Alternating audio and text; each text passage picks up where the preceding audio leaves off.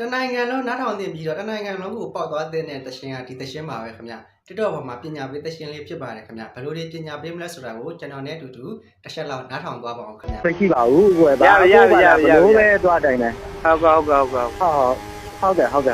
တ်ကဲ့ကျေးဇူးပါကိုအဲ့ဒါလမ်းမေးတယ်ကျွန်တော်ကိုတို့ရက်ယူရမယ်ဆိုလည်းယူသွားမလို့ပေါ့နော်လွှဲတာဒီရက်ဘော်တွေမှာသက်သက်တဲ့အုပ်ချုပ်ရေးမှုရှိရနေလွှဲတာယူဖို့မှစကန်းကိုသွားတာဟုတ်တစ်စင်းသွားတာကျွန်တော်ကကိုတို့ဘာလို့လဲထားပြီးလမ်းမေးရပါဘာလို့ဆက်ပြီးလုံးအောင်လဲပေါ့နော်အဲ့ဒါလမ်းမေးကြ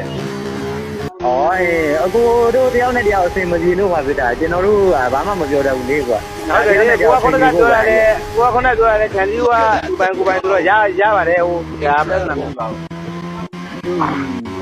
ရတယ်ဟိုကျွန်တော်ကတော့မှန်နေတဲ့သူကတော့ကြောက်မပြောဗီတာမမျက်လုံးနဲ့ကြော်နေတာဟိုမကြော်ဘူးလို့တော့ဘယ်လို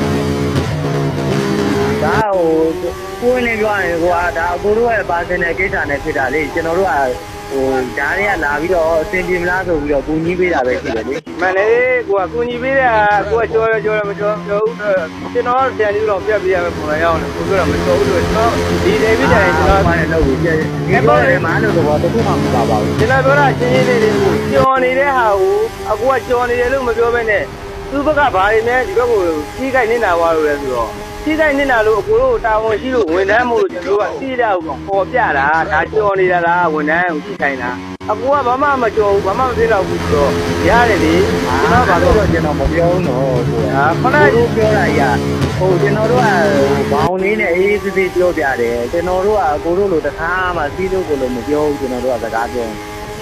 ကျွန်တော်ကဘာစီးလို့ကိုလိုပြောလို့တော့ကျွန်တော်ခြံစည်းဘက်ကိုကြော်နေတာဟုတ်လားမဟုတ်လားခရီးရလို့ကျွန်တော်မေးတော့အကူကမကြော်ပါဘူးတဲ့ဟိုဒီဟာလည်းဟိုကဘာမှမဟုတ်အကိုချန်စီကိုကြော်တာမကြော်တာကျွန်တော်မပြောဘူးတော့အကိုရဲ့ပိုင်ဆိုင်မှုဝိုင်းနဲ့ဟိုမရောက်တယ်ဆိုတာတော့အခုလက်ရှိအမြင်တော့မရောက်နိုင်ဘူးအခုအနေထားနဲ့ကျွန်တော်ဒီဟာကိုအကုန်လုံးဆိုလို့ရှိရင်တော့ကျွန်တော်လည်းအဓိကမသိဘူးဒါအကိုတို့အတင်ဆက်သူကခြံစည်းကိုခတ်ထားတဲ့ဟာခြံစည်းကိုလေးပဲရှိတာလို့ပြောတာခြံစည်းကိုခတ်ထားတဲ့ဟာအပေါ်မှာပြောနေတဲ့ဟာကိုကျွန်တော်ပြတော့ကိုကကြောက်ပြောတယ်လေအဲ့ဒါခြံစည်းကိုဒါကျွန်တော်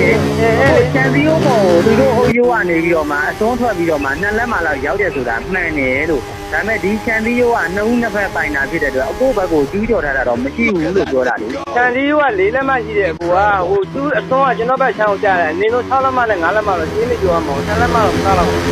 မောင်းလေကိုစိတ်လိခါကြည့်လိုက်တော့ခြံစည်းရိုးအပေါ်ကျတယ်လေကိုအကိုအိမ်ရောမကြဘူးခြံစည်းရိုးတွေကိုကျအိမ်မောမကြဘူးအကိုကျွန်တော်ဆိုပြီးတွေ့တယ်ခြံစည်းရိုးတွေကိုကြာနေလို့ကျွန်တော်ပိုင်တဲ့ခြံစည်းရိုးတွေကိုကြာနေခြံစည်းရိုးပေါ်ကြာတယ်မှန်တယ်ကိုခြံစည်းရိုးခြံအတွင်းထဲကိုမကြဘူးလို့ပြောတာလေကိုခြံအတွင်းထဲကို